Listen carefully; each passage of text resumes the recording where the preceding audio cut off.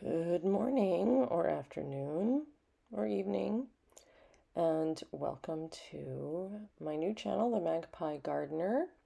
Starting with a little bit of a tour. We're walking around the greenhouse, showing you a little planter area. And this was filmed in mid-June on a very windy day, so I'm having to overdub here. Otherwise, you never hear anything. So I have a little tomato plant in there, a tomatillo, some flowers. My carrots are still in there, I see. We've pulled those since. Hollyhocks are going, and a few snapdragons. And I think the peas are still up. Yep. And oh, that was, I think, a broccoli plant that did not make it. You can clearly see that it was being eaten by somebody. Now we're on the back of the garden between the garden shed and the house, and we've made this little outdoor room, which is really convenient. I didn't think I'd really like it, but I do. Here's my attempt at straw bale gardening. For the first time this year, I took a course through my local master gardening group. And oh, I can see I'm hiding some things in here. My little peony is still up. I've since had to cut her back, and I'm looking at dahlias in pots. I was able to score a bunch of dahlias at our local, again, Hennepin County Master Gardener sale, and boy, they're super small. This was a month and a half ago. Now they're huge, but I've been patiently waiting for them to grow. It's been a terrible year for dahlias, as you probably know. Few irises back here that just got rehomed because I just didn't have a better place. All these dahlias in pots. It's my first year with them, so just experimenting. I don't know which varieties which at this stage. As I go through and we get more specific in future videos, I can provide a link, and if there's no flowers, I can give you a description. Oh, I must have been weeding. I think we just cut down the lilac hedge there. And then love me some gomphrena. So they're back there along with another dahlia and my sad zinnias, which are finally blooming. Another dahlia here. I'm really not sure which one this is. Might be, nope, I'm not even going to guess. But this is a little pot that my youngest and I painted. You can see where the paint's flaking off, but it was a horrible fake styrofoam terracotta pot, and we thought, well, let's just paint it. Can't be any worse than it is. So I actually quite like it. We'll see how long it lasts. Really cute. I think we used acrylic paints for that one. Rain barrel, which we're going to blow by apparently. A little view of the neighbors. We're on a corner lot, so it's really challenging to get privacy around here. There's our rain barrel. At this stage, it was quite full. We'd had quite a lot of rain in June and July. Yeah, so that's the little garden area back here, and looking at the side yard.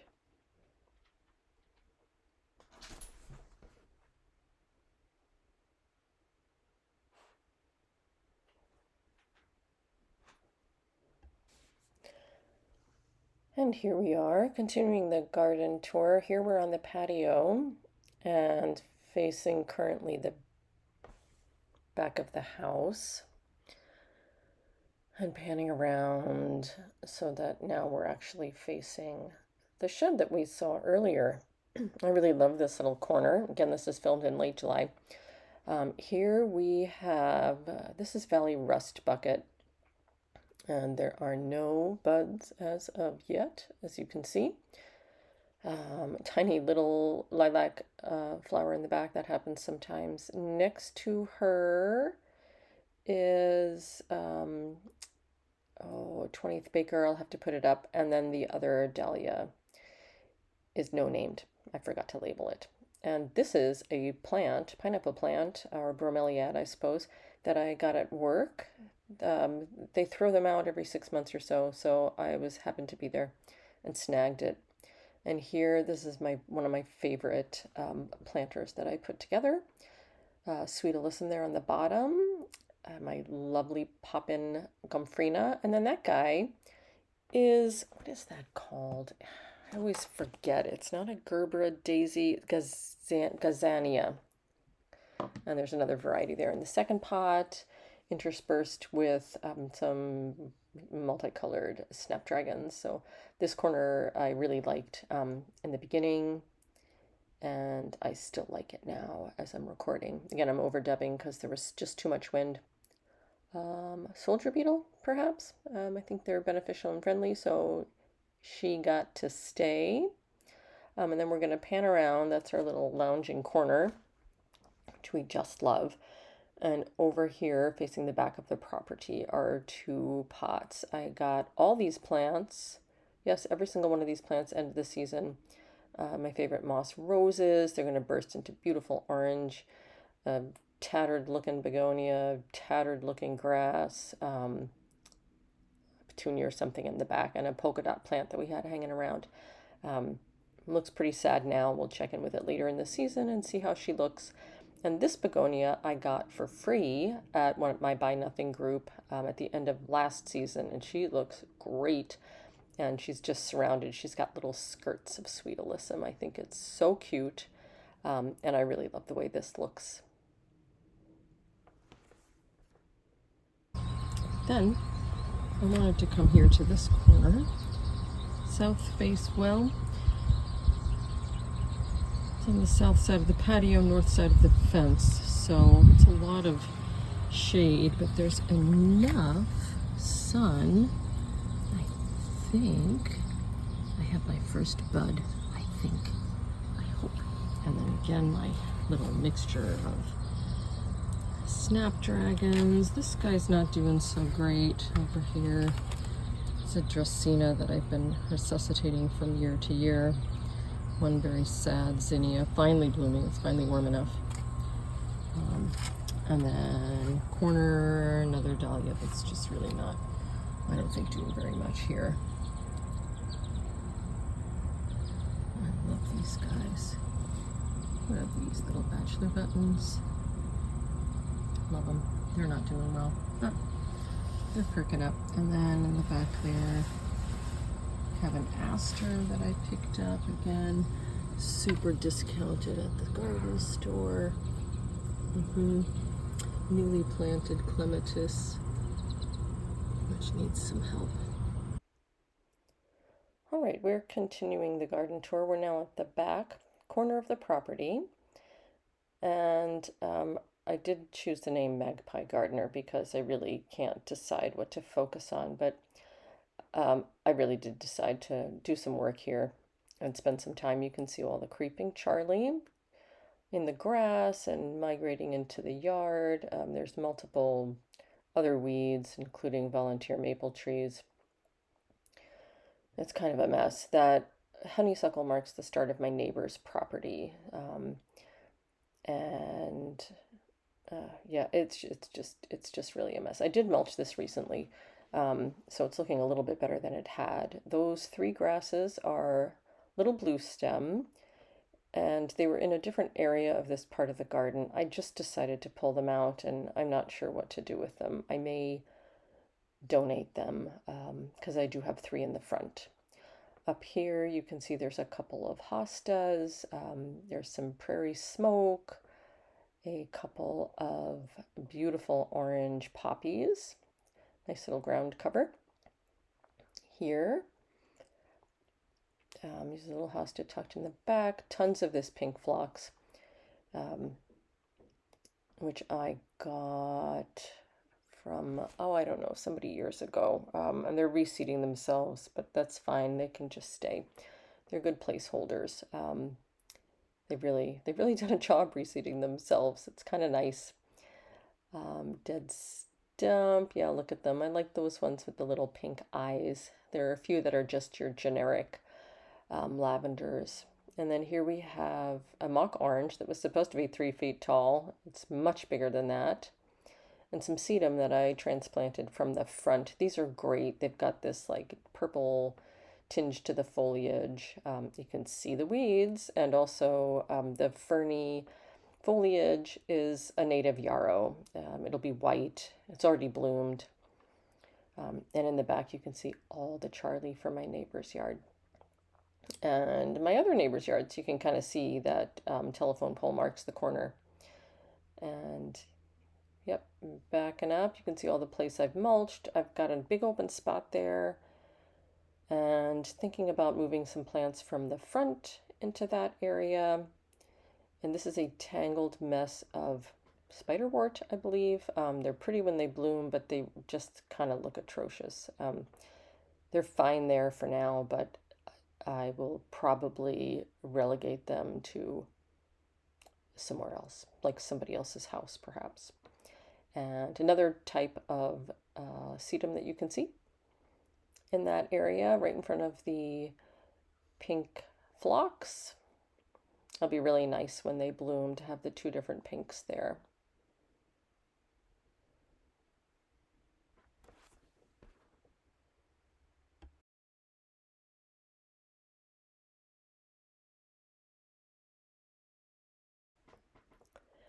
All right, next up on the garden tour is underneath the Norway maple.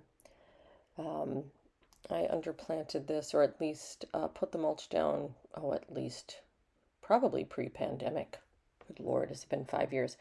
Um, and then subsequently just plopped a bunch of hostas in the area. Mostly I divided the first few that I put in, and then just stuck a bunch of stuff. Again, Magpie gardener. Very little thought happening here. I really shouldn't say that, but it's a little disjointed right now. There's my dog, Luna, probably wishing she could go for a walk, but she can't right now because we're on a garden tour. I don't normally leave bottles hanging around, but the rabbits were eating that hosta that it's next to, and I just decided to leave them there. They're almost empty just for the scent. I was doing some weeding here, which is why the stool and the bucket are there as well. So this little cutie, I just love the bright colors, and I actually like the pointy little leaves. Don't remember the name. Won't even guess. Won't even guess. Next to her, oh no, we're moving over here. This is either autumn frost or first frost. I think autumn frost. And they're doing fairly well. They're nowhere near as big as they should be, just because this root system underneath this tree is so dense and shallow and just competes for space and nutrients with these poor hostas. I will probably get a third and put it somewhere around next to those two that you see. This is actually looking nice, this little pairing. I've got some geranium up top and a little blue hosta. I think it's blue mouse ears. Oh, there she is, eating the dirt. Super. That's a generic hosta, I think, right there. Just your basic green. She eats dirt. I don't know why. And wood. I guess dogs do silly things. Moving around this, who do we have? Raspberry Splash. Raspberry Splash. I've got 3 of them there. That one at the top right isn't doing so great. I'll hit her with more water. The first one's been there for a while. I'd actually like to put 2 more. I really do like the way they look, and they seem to have really no problem under here. So that's nice. And then this, I believe, is a Liberty hosta, which is a huge hosta variety. I got it from a neighbor years ago. I got 3 slips and put them in, and they promptly all died. And then randomly this thing showed up this spring. So I'm hoping it's Liberty. If not, I like it. And it probably won't get its full size just because, again, the maple tree just sucks the life out of everything. And then you saw a little bit of this geranium earlier. This is one of those, it's a native geranium, I think. I got it from a neighbor. It spreads by rhizomes, but easy to pull up. So it'll be a great space taker upper under here because I just need to get some more greens, more stuff. And then we're going to move around. Here we have Creeping Jenny. That seems to have done just fine, probably because it's going to get a bit of sun. In this space, there were 3 chocolate chip ajugas, and I don't know what happened to them. They were going gangbusters, few years, gone. This is Arboreum, I can't remember the name of it. It's your basic white margined hosta. I actually do really like those. They're nice. You can see a couple more of the geraniums in the background. Okay. The other major project is this fantastic plastic shed, which, because we're on a corner lot, you can see from every angle. It's just hideous. The idea of making our own shed, which is behind me right now, was so that we could eliminate this. That was 3 years ago. So you can see we haven't done anything. Okay, gotta back up. Right here's the shed, which probably I should show you the inside of the shed. So let's do that. I need 2 hands. Okay, inside of shed. Mainly it's a storage area for wood offcuts from a variety of projects, plus lawnmower, which makes sense. The lawnmower should be in here. This actually, I feel like, looks better than it did.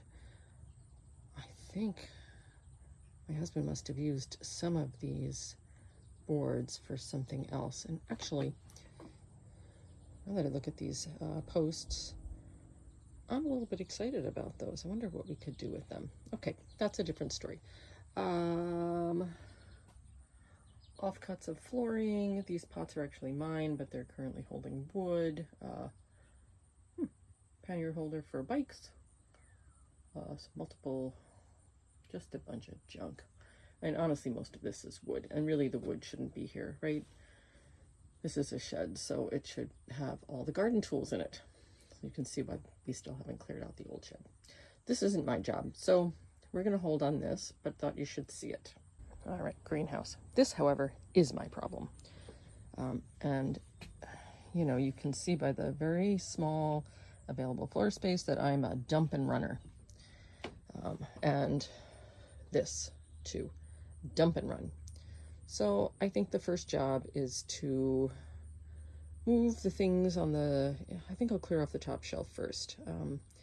That shouldn't be too hard to do. And then I'll deal with the floor.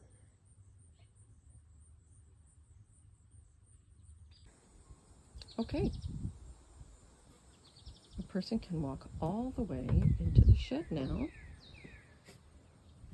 So I put all, well, you can see my rain catcher, which is here. Was able to hang up a few things, at least on the wall. On the left side of the sink are some landscape fabric and chicken wire, that sort of thing. The sink, I think, has to go. Look, you can see what I'm doing with it. Is putting things in it. So I don't think I'm going to use the actual sink in here. I have to think about that. Okay, I was able to put some tools on the right side of the sink. So we'll see how many more I can get in. Potting business is in the back. This is really, I'm not quite sure what to do with that. But there's space anyway for it, and I can see what it is.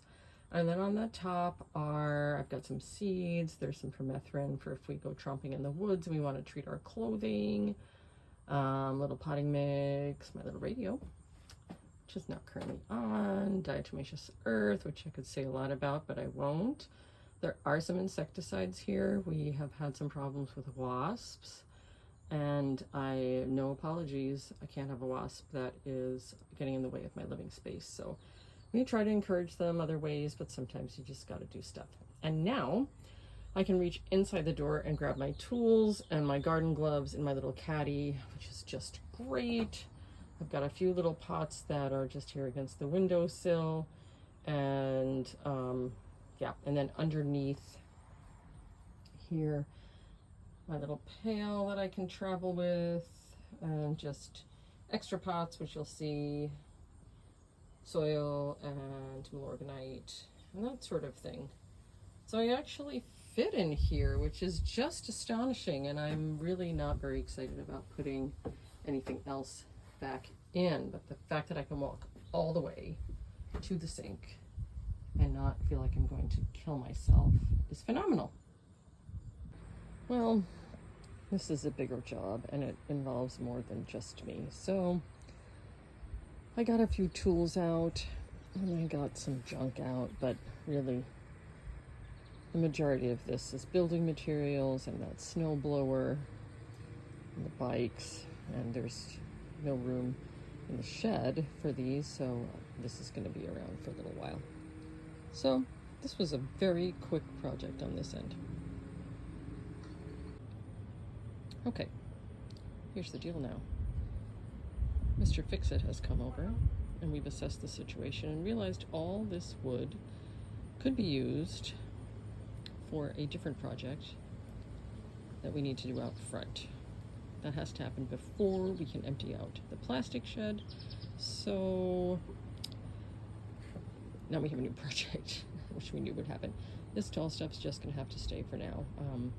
But these cedar posts, they're 4x4s. We're gonna do a retaining wall up front, and I will show you what that might look like in a moment. All right, back again. So this is in the driveway looking out the front of the house. And you can see our super janky steps and MacGyvered drainage area. Retaining wall that is falling apart. Oh God, it's at least 20 years old. It was there when we moved in, and it's just been slowly deteriorating. Yeah, and it's hard to see from here, but the front steps are actually pitching towards the house. I think you might get a sense of it, like right here especially. You can see where that you can see that top slab is diving down towards the house and towards me. So it makes getting up the steps in the winter really, really difficult. And sometimes comical, thankfully not tragic. And then you can even see here how that other slab is just pulling away from the front steps. All right, so if we're going to deal with these steps, I'm going to have to move these Jacob's Ladder plants somewhere else. So I have a few thoughts. There are a couple areas in the front that I could move them to. And there's one in the back. So spinning round right in front of this cute little spirea, there is some space that could work. Only problem is we run the hose through there and anything in front kind of takes a beating. I still think it could work. Then there's also this heuchera, which is just fine there, but it's getting swallowed up by the anemones. That's a problem for another day. Then there's also this area in the back here where I could possibly put them. That's another idea. I think they would look okay there. I kind of want something a bit taller though.